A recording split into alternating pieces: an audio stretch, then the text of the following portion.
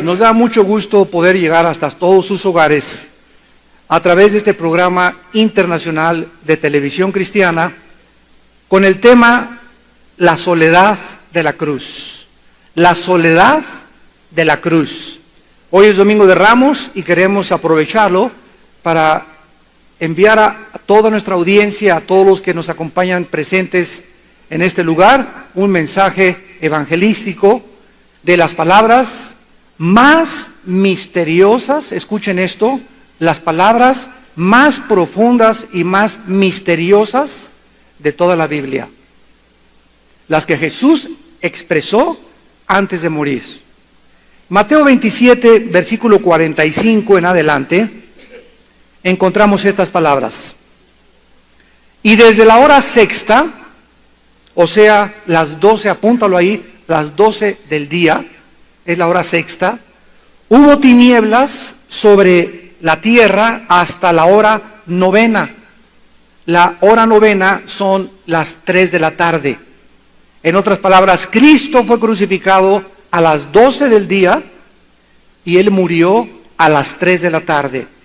O sea, ¿cuánto tiempo duró Jesús en la cruz?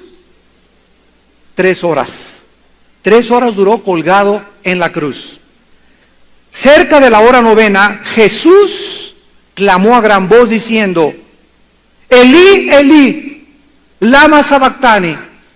Esto es, Dios mío, ¿por qué me has desamparado? Algunos de los que estaban allí decían al oírlo, a Elías llama este. Y al instante, corriendo uno de ellos, tomó una esponja y la empapó de vinagre, y poniéndola en una caña, le dio a beber. Pero los otros decían, deja, veamos si viene Elías a librarle. Mas Jesús, habiendo otra vez clamado a gran voz, entregó el Espíritu.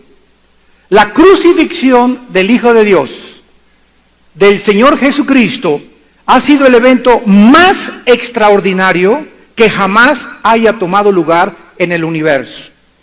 Ya no solamente me limito al mundo, sino en el universo entero, porque afectó el universo fuera de la tierra también. Y las palabras que en esta mañana vamos a analizar, Dios mío, ¿por qué me has desamparado? Son las palabras, el lamento, la expresión de tristeza más profunda que haya Jesús pronunciado en las 3 horas que duró su crucifixión. Este hombre inocente y sin pecado, que pasó toda su vida y todo su ministerio alimentando a la gente, haciendo milagros, sanando a los ciegos, a los sordos, sacando demonios, amando, abrazando a la gente. Este hombre inocente llevaba en ese momento en la cruz nuestros pecados. No ha sido esta la crueldad ni la maldad de la historia única que podamos nosotros analizar, pues desde el asesinato de Abel hasta Zacarías, la lista de los mártires ha sido muy larga. Sin embargo, este hombre que colgaba en la cruz no era un hombre común y corriente, no era un ser humano ordinario como tú y como yo, era el Hijo de Dios, era el Mesías prometido, era el ungido de Dios. En Romanos 1, versículo 3 y 4, el apóstol Pablo dice acerca de su Hijo, nuestro Señor Jesucristo, que era del linaje de David, según la carne, que fue declarado Hijo de Dios con poder, según el Espíritu de santidad, por la resurrección de entre los muertos. Cuando Él caminó en la tierra, Él dijo que Él era el Hijo de Dios. Muchos han pasado por el mundo diciendo, yo soy Dios.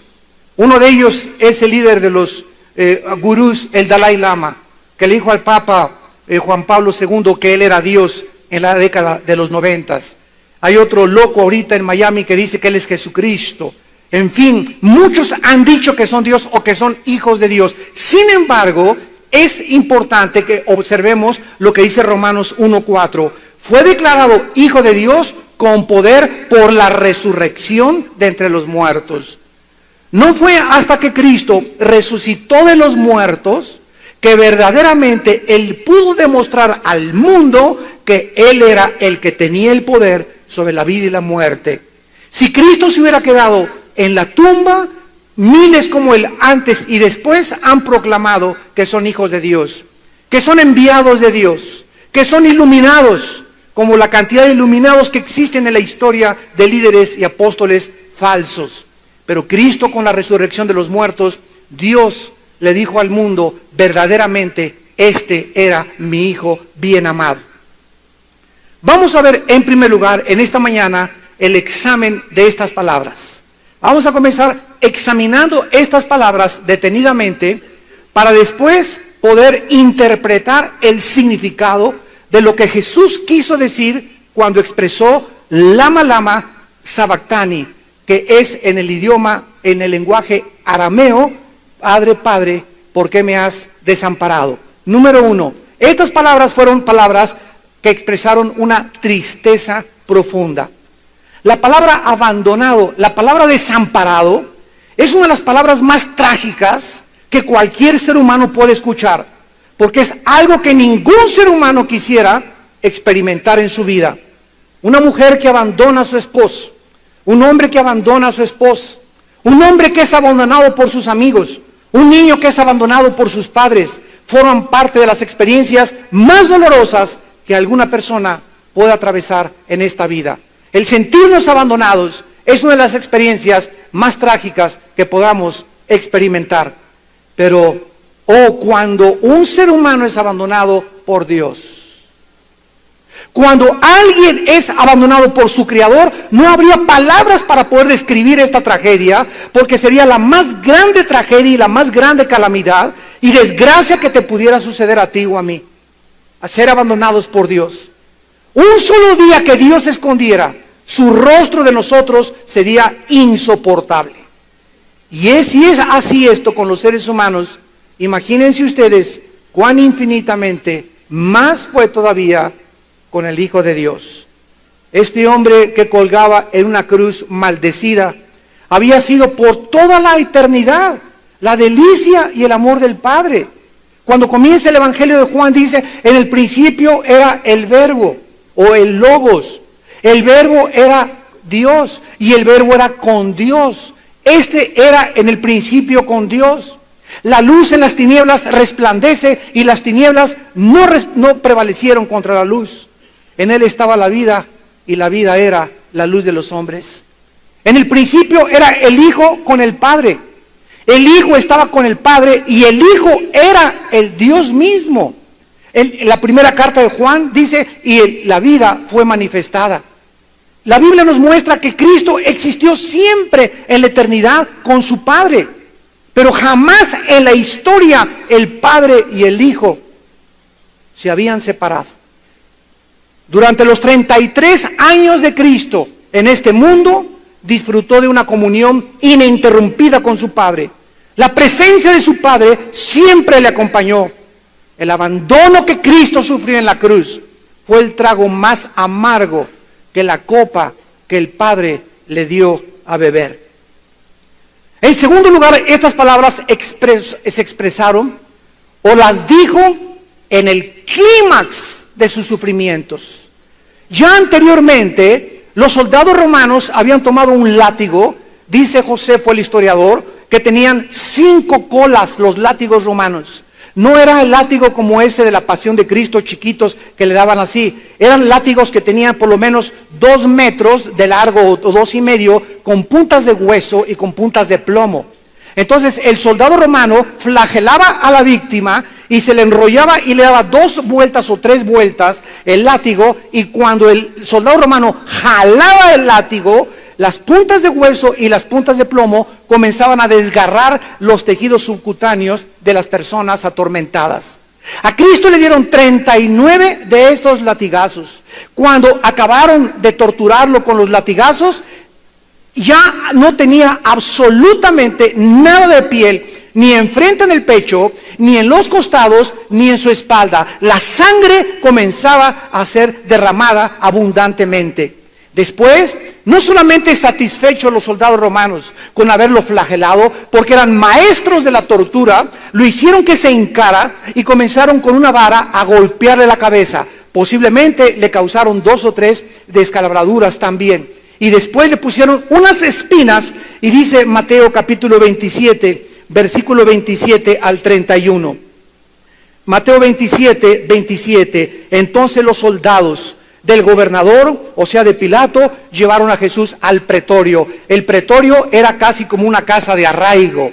El pretorio era como un cuarto de tortura. El pretorio era el lugar donde nadie podía entrar, porque los soldados no querían que nadie viera la crueldad como ellos martirizaban a sus víctimas. Lo agarraron de las greñas a Jesucristo y lo metieron a ese cuarto que es el pretorio, que es donde se juntan todos los soldados romanos expertos en crueldad y en ejecutar a sus víctimas. Dice la Biblia, lo llevaron al pretorio y reunieron alrededor de él a toda la compañía. O sea, todo un batallón de soldados romanos alrededor de Cristo, con el único propósito de torturarlo, de hacerlo sufrir, de hacerlo llorar y de tal vez decirle que se arrepintiera, que él no era lo que él había dicho, lo que le habían inventado, que él había dicho que era. Y desnudándole. ¡Qué vergüenza cuando te torturan encuerado!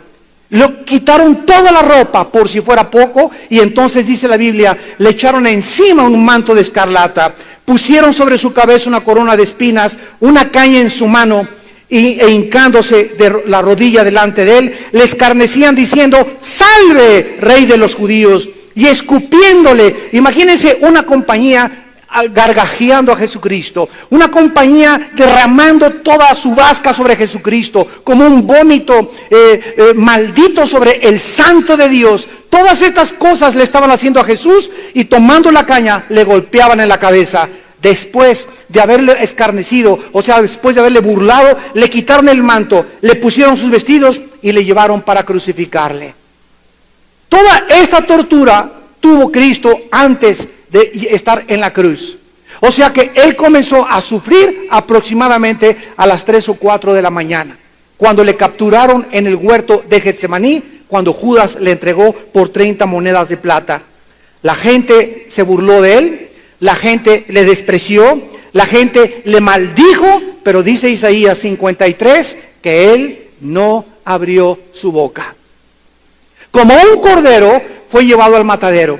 Es interesante que el Padre haya utilizado el ejemplo o la ilustración de un animal que son las ovejas. Si tú matas, por ejemplo, a un puerco, los chillidos de un puerco son pero horrible. Pero si tú agarras una ovejita y la llevas al matadero y le entierras un cuchillo, no hace más que... Es todo lo que hace una ovejita, porque es el animal más indefenso que existe en la creación de Dios. Todos los animales tienen la forma de los conejos, pueden correr y escaparse de sus perseguidores o depredadores. Todos los animales tienen algún mecanismo de defensa contra la naturaleza, menos las ovejas. Y Dios creó a las ovejas de esa manera para podernos decir el retrato de nosotros. Nosotros los seres humanos estamos indefensos sin Dios. No tenemos ninguna forma de protegernos contra el diablo, ni contra la carne, ni contra el mundo, más que en el Espíritu, más que teniendo a Cristo dentro de nuestra vida. Todo esto lo sufrió Cristo, pero cuando la ira de Dios en la cruz cayó sobre su Hijo, fue cuando Cristo exclamó: Elí, Elí, lama sabactani. Dios mío, ¿por qué me has desamparado? Y en tercer lugar fueron palabras con un misterio profundo. Nunca en la historia del pueblo de Dios en el Antiguo Testamento hubo alguna vez en que Dios les haya abandonado a pesar de sus pecados. Cuando estuvieron en Egipto, clamaron a Dios, Él los oyó y fueron liberados por medio de Moisés.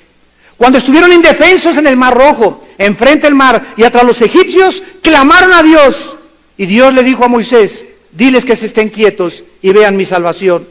Cuando tuvieron hambre, les mandó de comer en el desierto. Cuando tuvieron sed, les mandó de beber de una roca.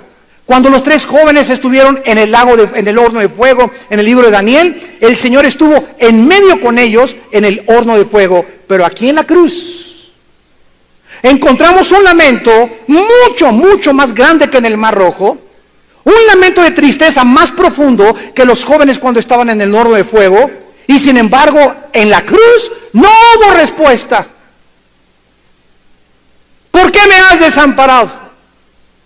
Y el cielo permaneció quieto y en silencio. Aquí hubo una situación mucho más alarmante que la crisis del Mar Rojo.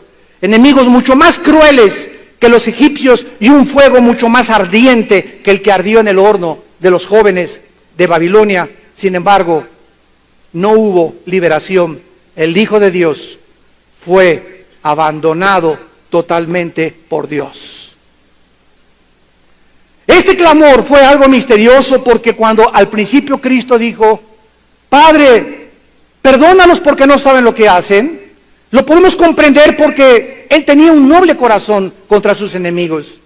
Cuando dijo en segundo lugar al ladrón que estaba junto, de cierto te digo, que hoy estarás conmigo en el paraíso, lo podemos comprender también porque eran palabras de gracia a alguien que no merecía el perdón.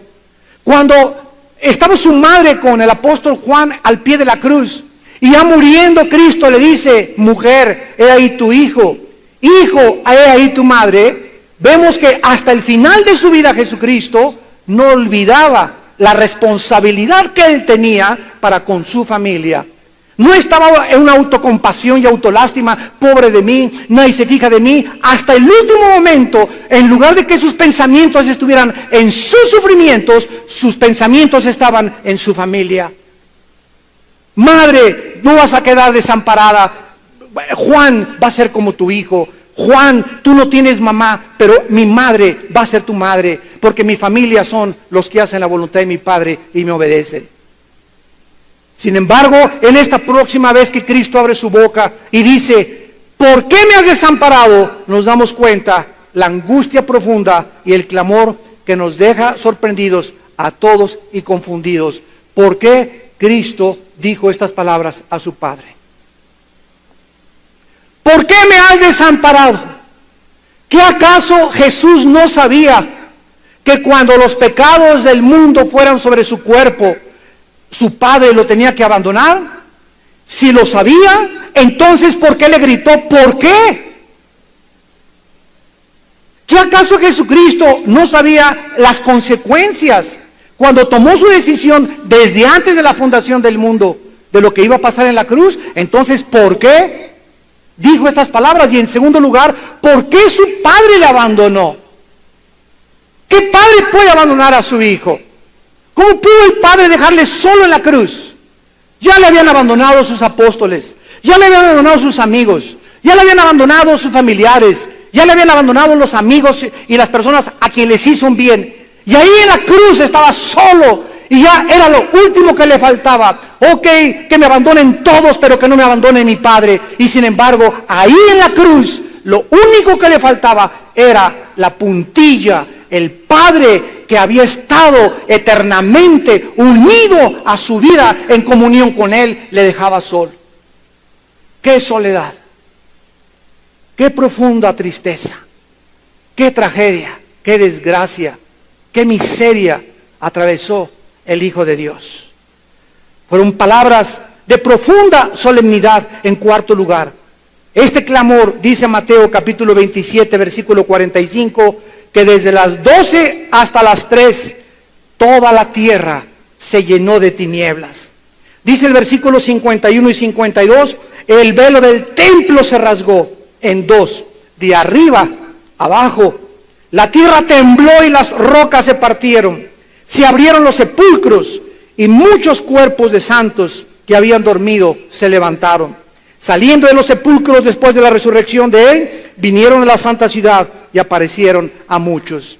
¿Qué mente, qué criatura en el universo podría comprender el significado que hizo que se oscureciera el universo, que hizo que se rasgara el templo, que ocasionó un grande terremoto, que toda la gente no sabía qué estaba pasando? ¿Qué criatura en el universo podría en ese momento, ni los querubines, ni los serafines, ni los ángeles, ni el arcángel Miguel, ni absolutamente ningún santo podría saber lo que en ese momento estaba pasando en esa cruz?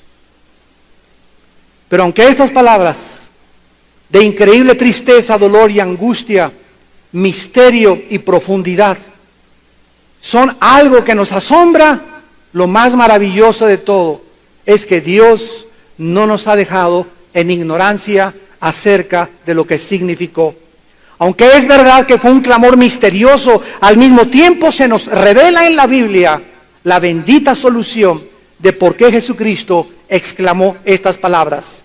La Biblia nos revela que estas palabras de Cristo, al contrario de lo que alguien pudiera imaginarse, estas palabras nos revelan el inmenso amor de Dios por nosotros.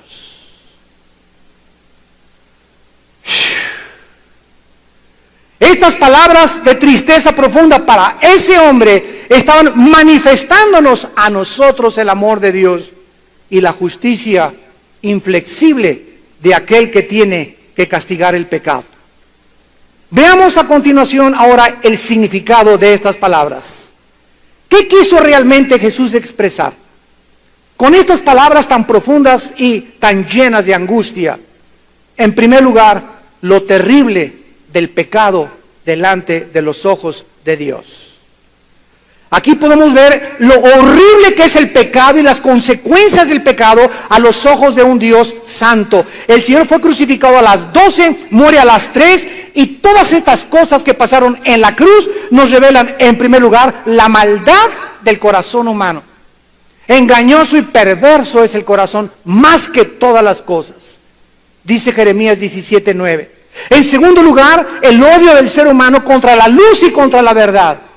Y esta es la condenación, que la luz vino al mundo y los hombres amaron más las tinieblas y rechazaron la luz y crucificaron a aquel que era el símbolo de la verdad, de la justicia, de la piedad, de la mansedumbre y de la humildad, y escogieron a Barrabás. Y el mundo sigue escogiendo lo mismo en el siglo XXI. No queremos oír de la palabra de Dios. Deja que yo me haga mis propios mandamientos. Déjame vivir mi vida, mamá. Yo soy libre para hacer lo que yo quiera. Si quiero abortar, aborto. Si quiero ser homosexual, nadie se meta conmigo. Si me quiero casar con un hombre y soy un hombre, que nadie me diga si somos felices. Y sabes una cosa, como ahora bajando del avión, viniendo de Dallas, me preguntó una señora, ¿y usted es el de las conferencias? Sí, a sus órdenes. Oiga, ¿y por qué usted está en contra de la homosexualidad si es un nuevo estilo de vida? Y le dije, señora, una periodista, no me acuerdo qué periódico, le contesté, le dije hace 2 días que llegué, señora, a mí no me interesa lo que diga Sigmund Freud, no me interesa lo que digan los psiquiatras, no me interesa lo que diga Walter Mercado, no me interesa lo que digan los gurús. La Biblia dice que la homosexualidad es pecado. Y a mí me interesa lo que dice Dios, no lo que dice el mundo. Si Dios no nos hubiera dejado la Biblia, cada quien hubiera hecho sus propios mandamientos y sus propias leyes, pero no somos dioses. Las leyes morales vienen del cielo, porque nosotros no nos creamos a nosotros mismos. Y a mí me interesa lo que dice Dios, no la opinión de lo que dicen los psicólogos. Los psicólogos no inventaron el sexo. Los psiquiatras no inventaron el sexo. Como le dije a un homosexual hace 4 o 5 días en Dallas, le dije, ¿quién te trajo al mundo, muchacho? Mi mamá y mi papá. ¿Y a quién me vas a traer tú al mundo? Le contesté. ¿Qué pasaría si todos fueran hombres con hombres, mujeres con mujeres? Se acabaría la sociedad. Partiendo de ese principio nos damos cuenta que es antisociedad, antinatural. Está destruyendo el fundamento de la familia. Dios creó al hombre con órganos sexuales y a la mujer con órganos reproductores sexuales para que los dos se unieran y pudiéramos colaborar con Dios en traer criaturas, seres humanos a este mundo. Un hombre y un hombre jamás podrán traer a ninguna criatura. Y la adopción es una aberración delante de los ojos de Dios.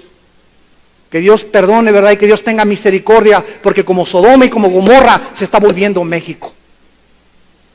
Y la sociedad lo está aceptando y lo está felicitando y están acostumbrándose a que es normal. Y esto no es normal, es un pecado, dice Dios.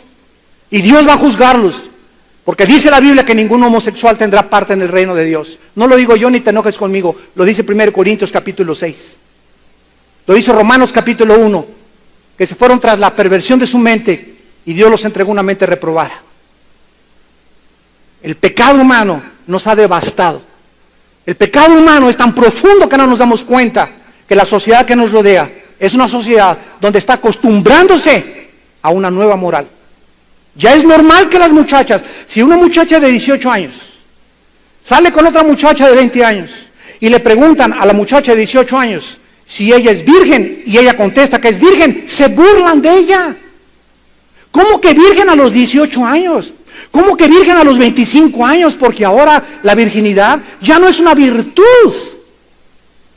Ahora es un símbolo de burla y de desprecio. Ay de aquellos, dice Isaías 5, a lo bueno dicen malo y a lo malo dicen bueno, a lo amargo dicen dulce y dulce amargo. Ahora sí, un hombre como el otro día, mi cuñado y yo estábamos en Acapulco, llega un señor y nos dice, pues aquí tengo una casa con unas chavas del Spring Break, aquí, por allá, y vénganse para acá. Y le contesté, le dije a este hombre, mi cuñado y yo estamos fuera del mercado ya. En el momento que me casé me salí del mercado. Y cuando yo le dije a mi esposa Marta, sí, le dije a 2 billones, .22 mujeres, no. Para que te lo metas en la cabeza, tú que estás casado, viejo rabo verde. El matrimonio es santo a los ojos de Dios y Dios bendice la fidelidad y Dios bendice la pureza sexual. Y tenemos que entender esto, Dios es el que creó el sexo y Él es el único que tiene la autoridad para decirnos cómo, cuándo y dónde se usa el sexo. Ningún psicólogo, ningún hombre, nadie puede decirnos, ni expertos en sexología, ellos no crearon el sexo. No tienen ningún derecho, alguien que fabricó un Cadillac, de meterse a decir que necesita un motor de Volkswagen. Los fabricantes de Volkswagen saben cómo funciona el motor de Volkswagen y cuando se me descompone no lo llevo a la Cadillac ni a la Chevrolet, lo llevo a la Volkswagen. Cuando nos descomponemos no vamos con el psiquiatra y el psicólogo, vamos con Dios. Él nos fabricó. Él sabe cuando estamos descompuestos y qué nos hace falta. La cruz revela el odio que el ser humano tiene contra Dios. Porque si siendo enemigos, dice Romanos 5:10, fuimos reconciliados con Dios, así es, antes de ser cristianos éramos enemigos de Dios. Yo siempre creí en Dios, me contesta una señora, mi respuesta es, ¿en qué Dios? Doña Pachita, la bruja de Tlatelolco, tenía 15 dioses. Los griegos tenían 6 millones de dioses. Otras religiones le llaman Alá a Dios, otros le llaman, tienen miles de deidades, otros se inclinan ante las estatuas. Señora, cuando usted me dice que cree en Dios, ¿de quién me está hablando? ¿Quién es el Dios de que me está usted hablando? Porque el diablo no es ateo. Ahora, si usted me dice, yo creo en Dios, el Dios y Padre de Jesucristo, el que hizo la Biblia, entonces usted es mi hermana y estamos en la misma familia. Porque solo hay un Dios vivo y verdadero, manifestado en la Biblia y por Jesucristo, el Padre de las luces, en el cual no hay sombra ni variación alguna. La cruz revela la profundidad del pecado humano, la increíble ingratitud de nosotros que tenemos, y en la cruz fue exhibida la santidad de Dios. La Biblia dice, sean santos porque yo soy santo. La santidad de Dios le demanda castigar el pecado, porque la paga del pecado es la muerte. Romanos 6:23. Y cuando Cristo llevaba nuestros pecados en nuestro lugar, identificándose con nuestros adulterios, nuestros robos, en Cristo fueron puestos robos, adulterios, asesinatos, terrorismo, los pecados de los seres humanos fueron puestos en su cuerpo. Y como Dios es un Dios santo, no podía en el momento en que Él llevaba nuestros pecados, no podía el Padre estar en comunión con Él. Tenía que separarse de su Hijo. Y algo misterioso pasó en la cruz en ese momento, cuando Él gritó, Dios mío, ¿por qué me has desamparado? Él sabía por qué lo había desamparado, lo dijo para que nosotros supiéramos que había sido abandonado por su Padre. ¿De qué otra manera nos podía comunicar Dios que había abandonado a su Hijo, más que en ese grito, en ese clamor profundo, desesperado de la garganta del santo y el justo de Dios? Para que supiéramos que Dios no va a permitir que tú mueras en pecado. Y si Dios, dice en Romanos 8:31 y 32, no escatimó a su Hijo, no perdonó a su Hijo, ¿tú crees que te va a perdonar a ti? Si Él no tuvo en ese momento la compasión, la misericordia para poder estar con su hijo. Sí, hijito, voy a estar contigo siempre, siempre. Si en ese momento su hijo, por causa del pecado, fue abandonado por Dios, imagínate el abandono que tú vas a sufrir de Dios en el infierno. ¿Qué es el infierno? El abandono eterno de Dios, la eterna separación del santo. Y si en esta vida no estás a gusto con la santidad, por eso no vas a ir al cielo, porque para que vayas al cielo necesitas haber sido santo. Pero aquí no te gustaba ser santo, a ti te gusta más la dolce vita, te gustan más tus mandamientos, te gusta más el pecado, te gusta más la homosexualidad, el robo, la tranza, el adulterio, etcétera, etcétera. Entonces vas a estar muy contento en el infierno, porque en el infierno no va a haber nadie que no haya sido antes amado por Dios. Todas las personas y los seres humanos que se condenan eternamente, antes Dios los amó, porque de tal manera amó Dios al mundo que dio a su Hijo unigénito. En segundo lugar, ahí en la cruz se manifestó la ira de Dios. Porque la ira de Dios, dice Romanos 1:18, se manifiesta contra toda injusticia de los hombres que detienen con injusticia la verdad. La ira de Dios sobre el pecado es porque Dios tiene que castigar el pecado. Y para que no te castigara a ti Dios, y para que Dios no me castigara a mí tampoco, nos dice que alguien llevó nuestros pecados en la cruz del Calvario. Y si yo creo que Jesucristo murió en mi lugar, ahora me dice Dios, Armando, tú ya eres libre de toda condenación. Romanos 8:1, no hay ninguna condenación, no hay ningún juicio, no hay ninguna crisis con los que están en Cristo Jesús. ¿Por qué? Porque toda la vida vivimos agradecidos de que alguien se sacrificó en nuestro lugar. Cristo lleva la ira de Dios, Cristo lleva el juicio de Dios, Cristo lleva el castigo de Dios en nuestro lugar, para que tú y yo sepamos que Dios nos ama. Para que sepamos que Dios nos ama. A mí me perdonó Dios, a ti te perdonó Dios, a su Hijo no lo perdonó. Es la única persona que no ha perdonado a Dios. ¿Por qué lo hizo? Porque de tal manera te ama Dios, que dio a su Hijo unigénito. Vemos también en la cruz el amor eterno de Dios y la sabiduría de Dios. Se acercaron los religiosos y los fariseos a la cruz, expertos en la teología del Antiguo Testamento. ¿Cómo puede decir que es el Hijo de Dios si en la Torá, en el Antiguo Testamento está escrito, maldito el que es colgado en un madero? ¿Cómo puede este hombre atreverse a decir que es el Hijo de Dios cuando está escrito que solamente los malditos son colgados en el madero? Y se quedaron los teólogos de los tiempos de Jesucristo absortos. No entendían. Y si eres el Hijo de Dios, pues bájate. Si tienes poder, desclávate y comienza a caminar. Y Cristo no decía ninguna palabra más que perdónalos. No saben estos mensos lo que están haciendo. Y llegaron los griegos, los intelectuales, los filósofos de la época de oro de la filosofía griega, los expertos en la meditación, en la reflexión, los expertos en el análisis, los expertos en todas las cuestiones gramaticales y todo lo que concierne con el pensamiento humano. Y los griegos, al ver a Cristo crucificado, comenzaron en sus razonamientos a concluir: nuestros dioses, que eran mitad dioses, mitad humanos, nunca hubieran abandonado a su Hijo. ¿Cómo podía Dios y decir que es Dios y deja a su Hijo morir en la cruz? Dios, dice la Biblia en 1 Corintios 1:18 en adelante, la palabra de la cruz es locura a los que se pierden, porque Dios enloqueció la sabiduría del mundo.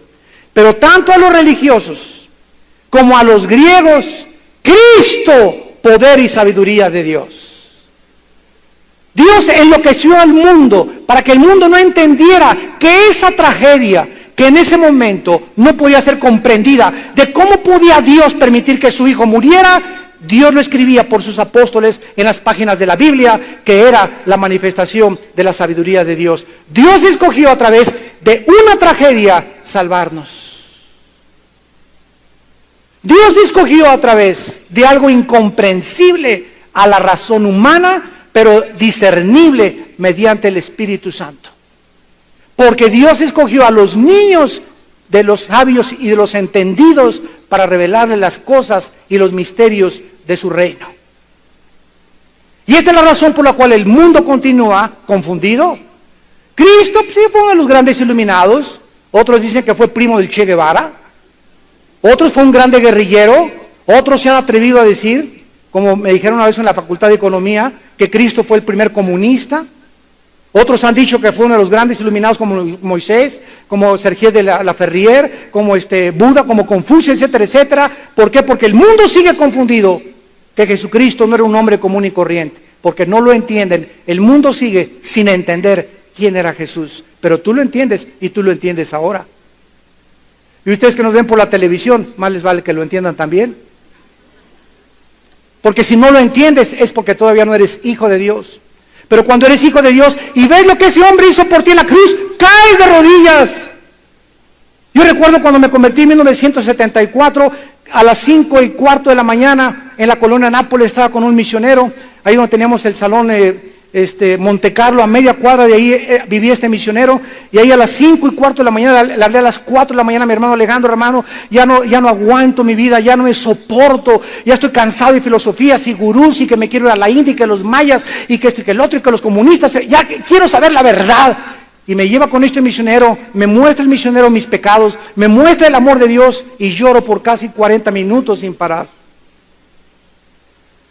Traía así una bolsa, una mochila de pecados, de lo pecador que fui en mi pasado, de tantas maldades que hice, de tantos sufrimientos que le saqué a mis padres, de las canas que le saqué a mi padre, que murió sin saber que me iba a convertir yo. Y cuando conozco que Él muere por mí, que Él paga por mí, yo no podía ya dedicar mi vida a ninguna otra cosa, mucho más gloriosa, mucho más sublime y más excelsa que conocerlo, que seguir a aquel que dio su vida por mí en una cruz. Y ya jamás me volvería a sentir abandonado. Cuando recibí a Cristo era una persona abandonada, todo el mundo me había abandonado, me encontraba en un lodo, me encontraba en un charco, me encontraba despreciado, que quería quitarme la vida, ya creía que ya se había acabado todo para mi vida. Y la luz entró a través de las tinieblas y vi la cruz, donde Dios me ama y me dice: mi hijo murió en tu lugar, para que sepas cuánto te amo.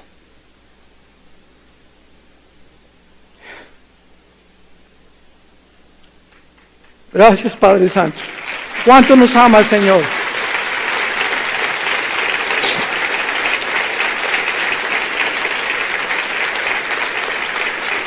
¿Cuánto nos ama Dios? Qué ingratos somos todavía con Él, qué soberbios de creer que podemos vivir sin Él. Qué tontos, ¿verdad? Eso demuestra solamente que el diagnóstico que Dios hace en la Biblia de la naturaleza humana es verdad. Somos indefensos, estamos locos de remate sin Él. La humanidad ya está desbalagada totalmente. Y a nosotros, los que me están escuchando también por la televisión, en todas las naciones, a nosotros se nos ha encargado el ministerio de la reconciliación para que vayamos al mundo y le digamos: arrepiéntanse, vengan a la cruz.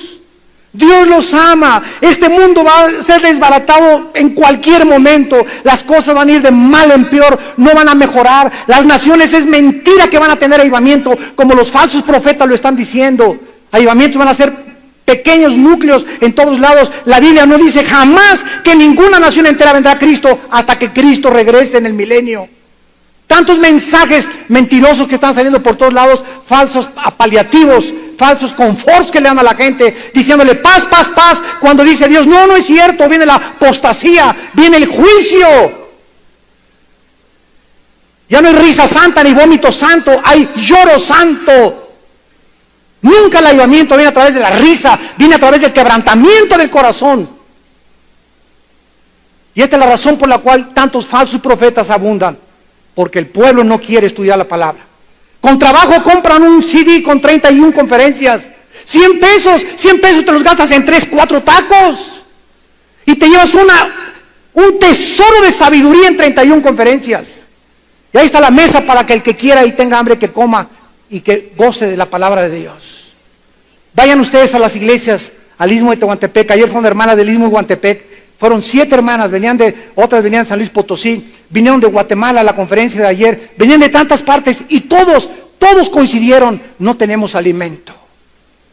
Y aquí la casa está llena de alimento, allá pura chuleta, puro bistec, puro filete miñón. ¿Y cuánta gente sigue despreciando esa comida? Por eso van a ser engañados, porque no quieren aprender ni conocer a Dios. Se conforman con esta torta milanesa al domingo. En la cruz podemos apreciar hasta dónde puede llegar el pecado.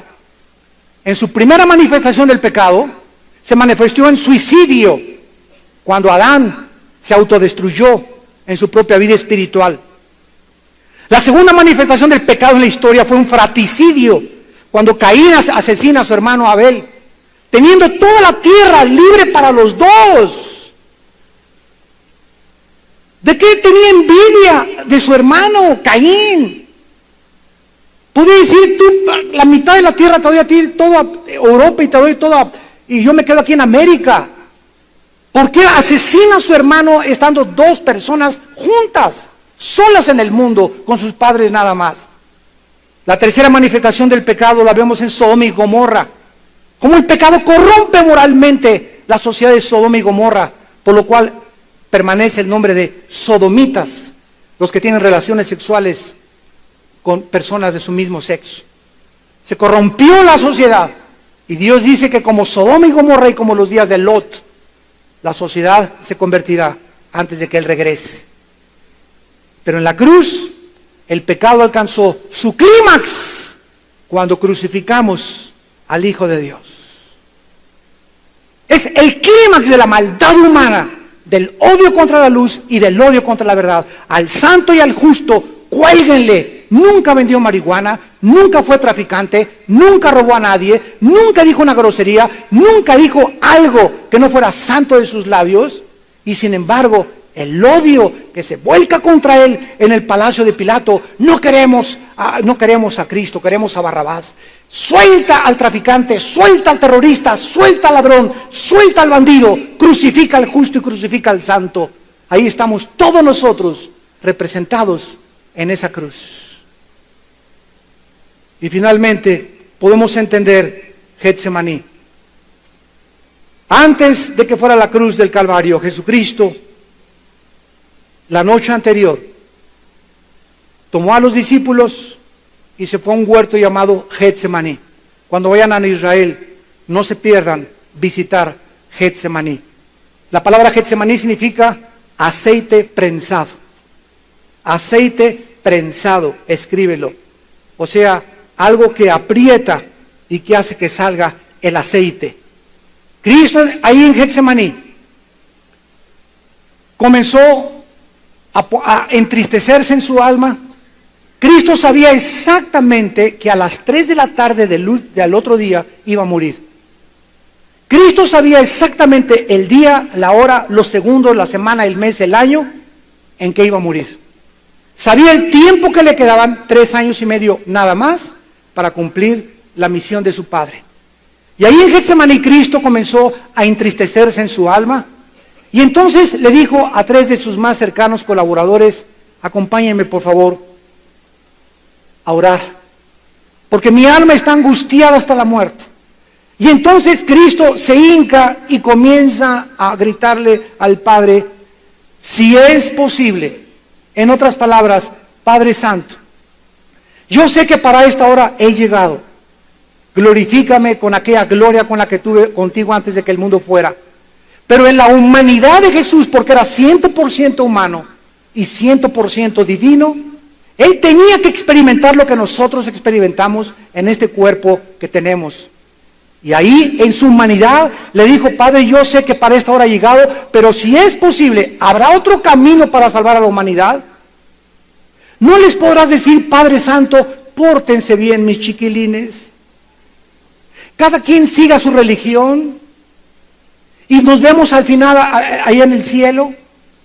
¿No les puedes decir que con sus religiones, cada quien con su religión, todas las religiones salvan, como se ha propagado equivocadamente y filosóficamente?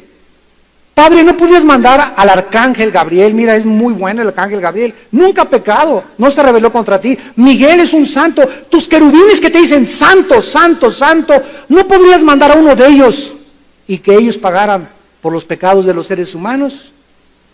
Y la Biblia dice, santos de Dios, que en la sabiduría infinita y profunda del Padre no existía ninguna otra alternativa, porque sin derramamiento de sangre no hay remisión de pecados. Hebreos 9:22. La única forma en la que Dios podía salvarnos era Él mismo, tomando forma humana, naciendo de una virgen, extender sus brazos para que fuera de la cruz nadie pudiera creer que hay salvación. Y esta es siempre mi argumentación con las personas que me alegan que todas las religiones salvan. Si las religiones salvaran, ¿para qué murió Cristo? Pregúntate lógica y racionalmente. Fue un desperdicio. Entonces, ¿para qué murió Cristo si las religiones son suficientes para salvarnos? Porque tuvo que sufrir lo que sufrió Cristo y ser abandonado por su Padre en la cruz. Pero sin derramamiento de sangre no hay perdón de pecados. Eso fue lo que Dios escogió y lo que Él determinó en su infinita y sabiduría universal. Cristo, en ese momento en la cruz, ya no tenía nada en que apoyarse. Más que en el pacto y en las promesas de su Padre, la fe del Hijo es manifestada al contrario de lo que nos pudiera indicar cuando Cristo exclama este grito, porque no fue una angustia solamente de tristeza ni desconfianza, sino que al decirle, Dios mío, Él estaba diciéndole, Padre, Padre, sigo creyendo en ti, pero que el mundo oiga que en este momento algo está sucediendo entre tú y mí, estamos siendo separados. Escúchenme, dice Cristo, mi Padre me abandonó y te abandonará también a ti en la hora de tu muerte si no te arrepientes de tus pecados. El pecado fue lo que acabó con el Hijo de Dios. El pecado fue lo que causó las desgracias, las tormentas, los tsunamis, los terremotos, los robos, las violaciones, los crímenes, la violencia, las tristezas, las lágrimas que hay en el mundo son causa del pecado. Y a nosotros Dios nos dice, sus hijos, huyan de la fornicación, huyan del pecado. Todo aquello que tenga semblanza de mal, que vaya contra mis leyes, no te acerques, hijo mío. No permitas que tus pies se aparten de la senda de la justicia y de la verdad. Sigue la santidad, porque sin la santidad nadie podrá ver a Dios. Padre, te damos gracias por tu palabra en esta tarde. Oh profundidad de la sabiduría y de las riquezas y del conocimiento divinos. ¿Quién conoció la mente de Dios? ¿Quién le puede aconsejar y decirle qué hacer? Cuando de Él y por Él y para Él son todas las cosas. Padre, te damos gracias en esta tarde por la vida de tu Santo Hijo Jesucristo. Por mostrarnos lo horrible de la soledad y el abandono que experimentó por causa de nosotros. Porque al que no escatimó a su Hijo, sino que lo entregó por nuestros pecados, ¿cómo no nos dará todas las cosas si nosotros se las pedimos? Sean santos porque yo soy santo, dice el Señor. Y si invocáis por Padre, aquel que sin acepción de personas juzga a cada quien de acuerdo a lo que hace, anden con temor durante todo el tiempo de vuestra peregrinación, sabiendo que fuimos rescatados no con oro ni con la plata, sino con la sangre de Jesucristo, el Hijo de Dios. En esta mañana Dios vuelve a abrir los brazos de su Hijo para decirte te amo. Ustedes que nos ven por la televisión, donde quiera que tú estés viendo esta conferencia, escuchándola, te pido que te arrepientas de tus pecados. Arrepiéntanse de sus pecados, dice el Señor, para que yo los reciba, y tendrán misericordia y perdón en la sangre de mi Hijo Jesucristo. Las personas que en esta tarde quieran venir a la cruz, ahí desde tu lugar dile estas palabras: con toda la solemnidad, con toda la seriedad y con toda la tristeza por tus pecados posibles, dile: Señor mío y Dios mío, gracias por amarme a tal grado de haber dado tu vida por mí. Gracias por haber tomado mis pecados y haberlos puesto en la cruz, para que tu Hijo pagara por ellos y yo no tuviera que pagar por ellos, porque yo nunca hubiera podido pagar por ellos con ninguna de mis obras. Gracias porque esto se llama gracia, algo que no merezco, pero que por tu misericordia tú me das en esta mañana al arrepentirme de mis pecados. Jesucristo, Hijo de Dios Altísimo, te amo. Moriste en mi lugar, entra a mi corazón como mi Señor y mi Salvador. Creo que a los 3 días la tumba no pudo mantenerte.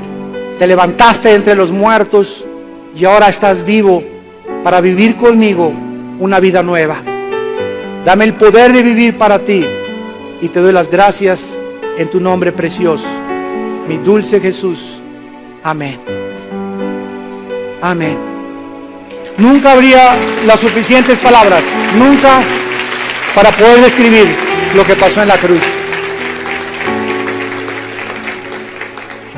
No habría posible un diccionario, una enciclopedia para poder describir lo que pasó en la cruz. Nos quedamos cortos cada vez que tratamos de poder compartir este mensaje de la profundidad de la sabiduría de Dios.